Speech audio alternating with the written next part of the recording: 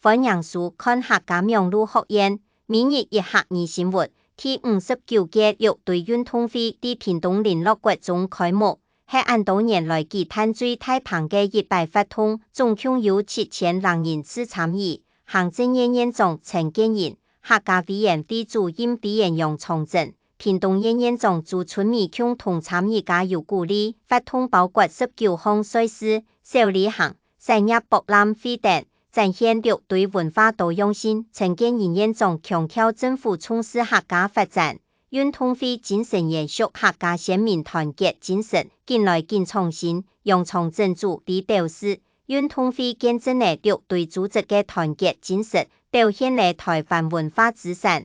6隊運動會表現出本地嘅歷史老客家精神，發揚客家文化，本台灣多年族群交流，共同為客家加油。以上係客家苗栗學院嘅報道。接下來愛教大家今本日嘅每日一客語，就係運動會。